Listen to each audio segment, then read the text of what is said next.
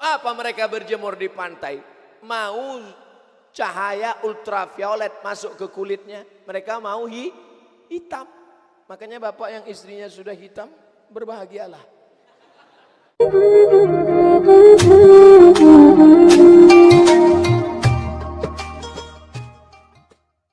Dulu masalah kunut nggak kunut ini dulu dipermasalahkan orang. Sekarang udah nggak ada lagi. Dulu anak muda sampai jam 2 malam kelahi masalah kunut. Sekarang nggak ada lagi karena sama-sama nggak sholat subuh.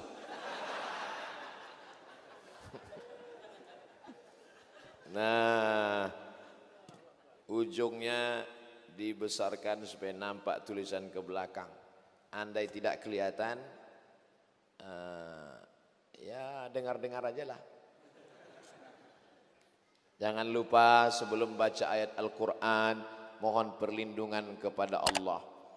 A'udzu billahi minasyaitonir rajim.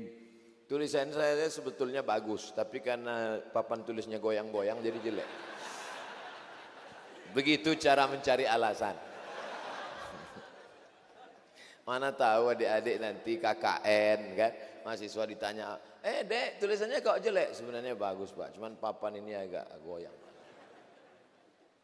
Kenapa setiap baca Quran kita disuruh, kata Allah, idza qara'tal Quran, kalau kau baca Quran fasta'iz billah, minta perlindungan kepada Allah. Karena ketika baca Quran itu setan datang membelokkan pemahaman, lahirlah penafsiran liberal, bebas yang keluar dari tuntunan Al-Quran dan Sunnah Rasulullah SAW. Maka sebelum baca Quran, minta perlindungan kepada Allah. A'udzu, aku minta perlindungan billah, dengan Allah.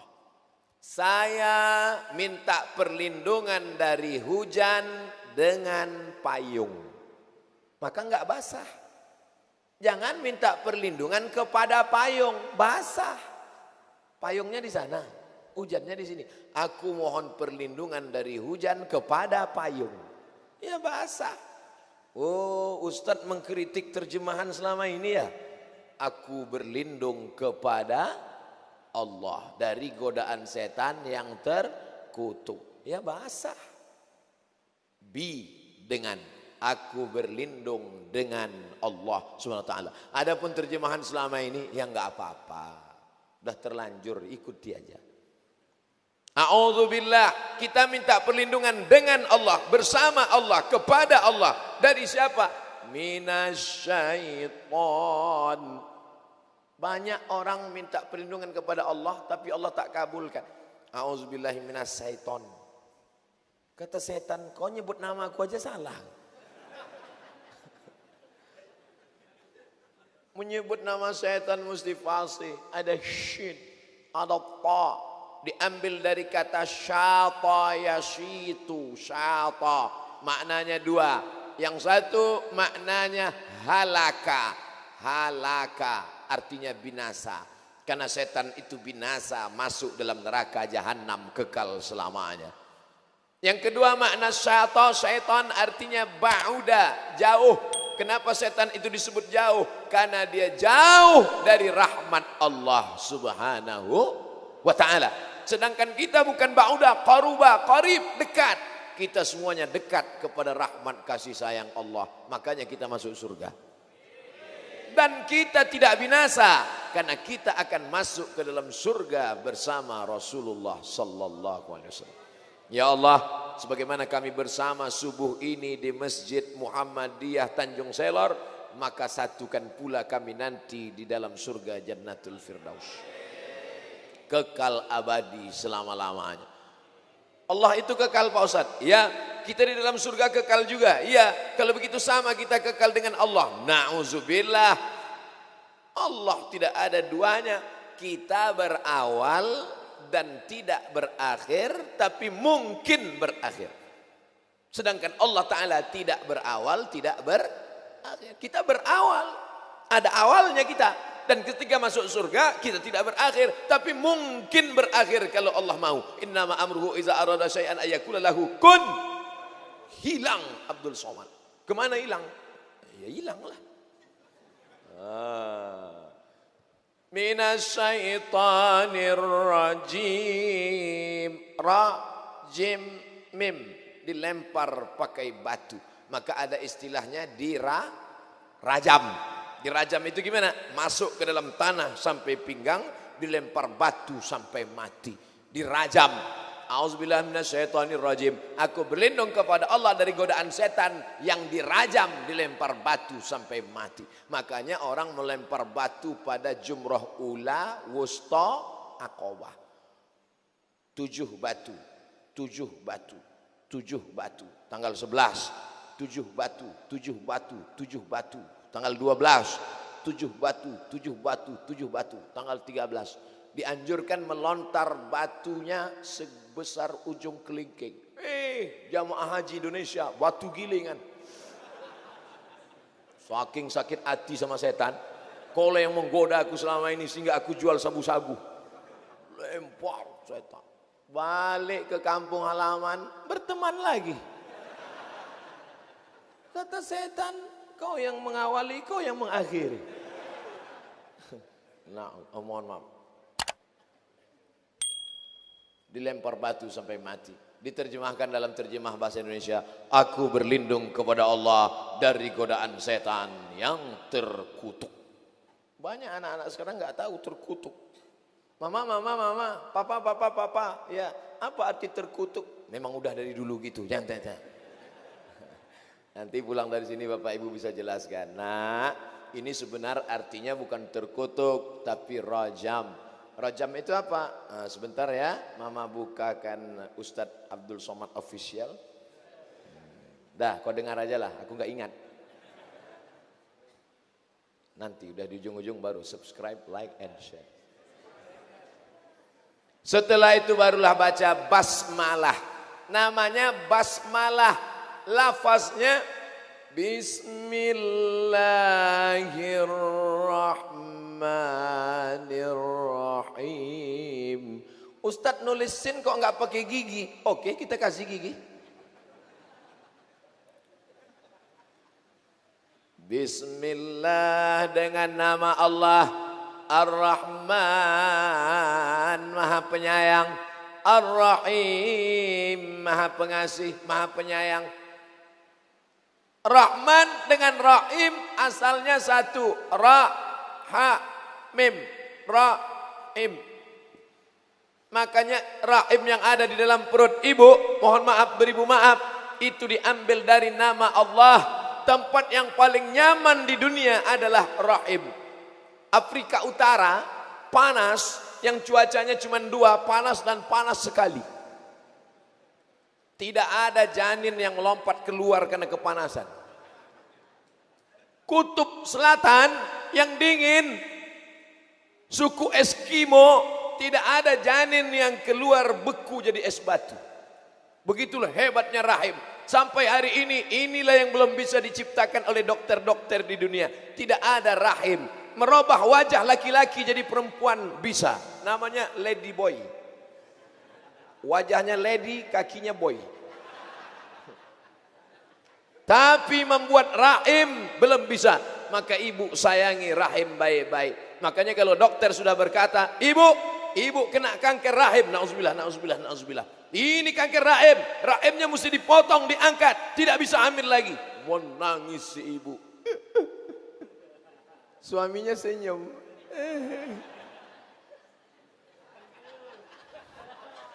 Ibu kalau mau tahu kenapa mereka senyum, tanyalah.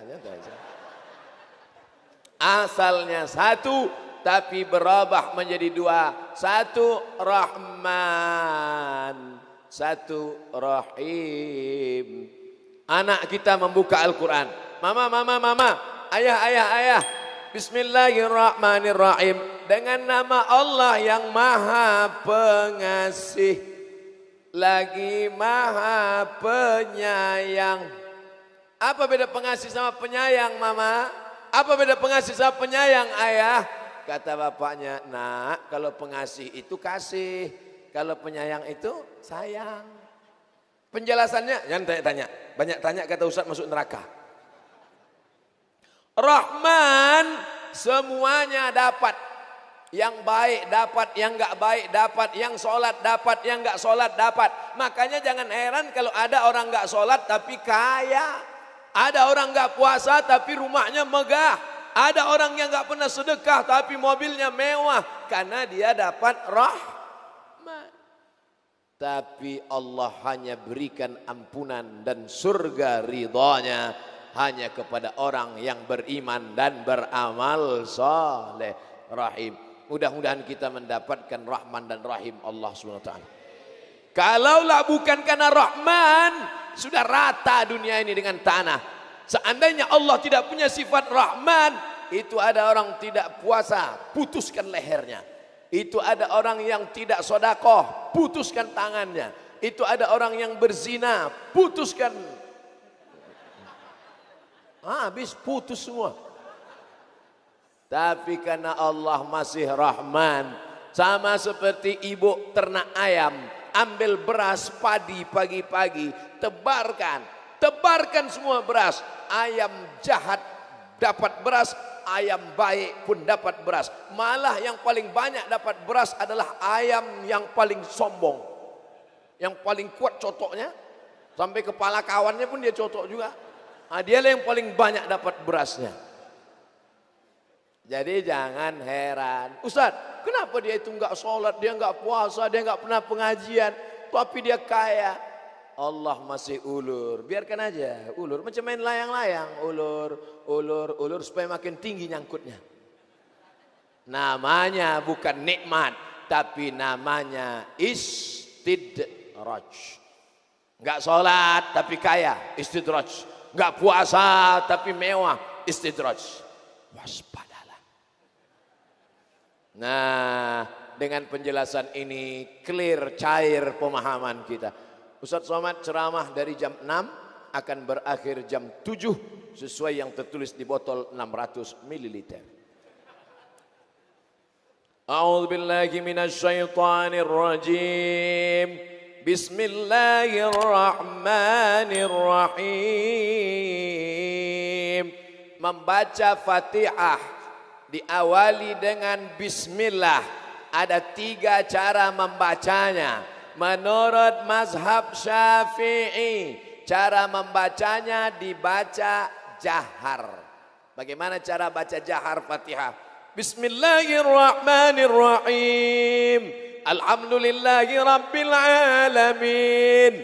Menurut mazhab Hanafi dengan mazhab Hambali dibaca sir. Makanya Makkah, Madinah mazhabnya Hambali baca sir. Bismillahirrahmanirrahim. Alhamdulillahirabbil alamin. Arrahmanirrahim. Maliki yaumiddin. Menurut mazhab Maliki tidak dibaca sama sekali. Makanya Bapak Ibu nanti kalau sholat di Tunisia, Aljazair, Maroko, Mauritania, Andalusia, Sudan yang mayoritasnya mazhab Maliki enggak pakai bismillah sama sekali. Allahu Akbar. Alhamdulillahi rabbil alamin. Tapi hanya pada Fatihah. Jangan nanti pas makan lupa baca. Nanti enggak baca bismillah, mazhab Maliki. Ini hanya pada Fatihah. Ini kadang orang ini udah ngaji tapi bukan nuntut ilmu, nyari-nyari dalil. Kalau dengan ngaji dapat ilmu, amalmu betul, lanjutkan. Tapi kalau dengan ngaji hanya pakai dalil untuk membela-bela diri walaupun salah, luruskan niat. Innamal a'malu binniyat. Udah jelas lupa baca doa.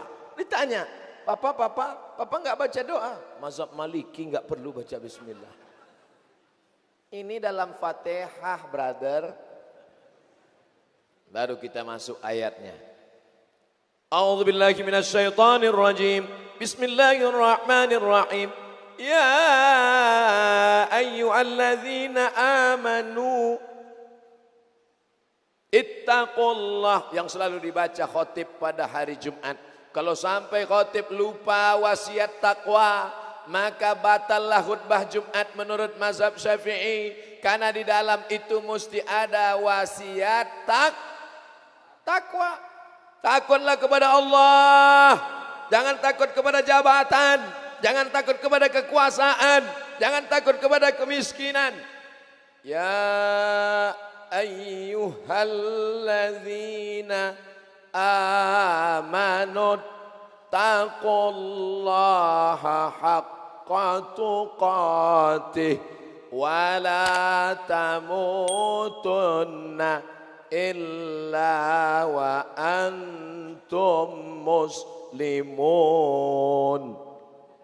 Lurus. Jangan sampai tulisan kita mereng, dibilang orang, tengok tuh Ustaz tuh tulisannya mereng, otaknya mereng. Ya ayyuhalladzina amanu, yang dipanggil Allah satu, orang beriman. Orang beriman itu disuruh apa?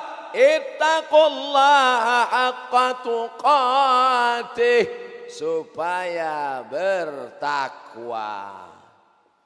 Wala tamutunna illa wa antum muslimun. Jangan mati kecuali dalam keadaan muslim. 3 kunci dalam hidup. Yang pertama, kau mesti iman. Iman itu artinya apa? Percaya. Setelah kau percaya, maka kau mesti takwa. Takwa itu apa? Takut. Pak, ya, ada razia loh Pak. Di mana? Di dekat Masjid Ar-Rahman Muhammadiyah. Ada razia? Iya. Pak Kapolres beserta jajaran percaya bahwa ada razia, itu iman. Orang yang percaya ada razia itu berarti beriman. Yang enggak percaya ada razia enggak beriman. Percaya bahwa ada razia, beriman. Lalu setelah percaya ada razia, muncul takutnya. Akhirnya dia pakai helm, klik. Buka dompet, tengok STNK, BPKB. Lihat semua SIM A, SIM B, SIM C. Saya kemanapun saya pergi, SIM tetap saya bawa. Walaupun saya naik helikopter. Takut, lihat motornya. Karena nanti takut diperiksa sama Pak Polisi. Mana SIM? Ada Pak. STNK? Ada Pak. Helmnya? Ada Pak. Sudah lengkap semua? Iya. Akhirnya diperiksa. Tetap juga kena razia. Kenapa? Tutup pentil nggak ada.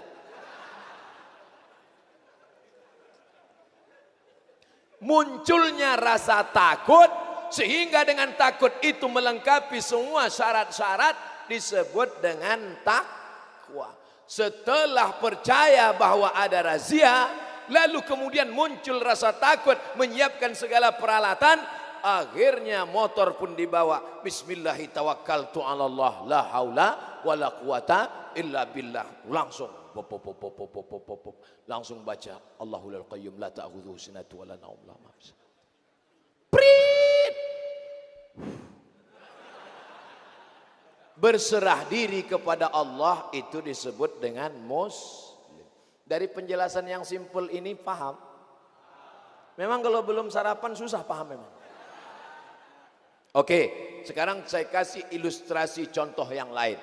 Kalau ilustrasi contoh razia mungkin agak sulit memahami karena trauma pernah ketangkap. Kalau gitu kita kasih contoh yang lain. Oke. Pergi ke rumah sakit. Lalu dokter berkata, apa kata dokter? Bapak sudah kena penyakit diabetes meletus. Percaya pada ucapan dokter bahwa kita sudah kena diabetes meletus, percaya itu disebut dengan iman. Berarti orang yang percaya sama ucapan dokter, orang yang beriman.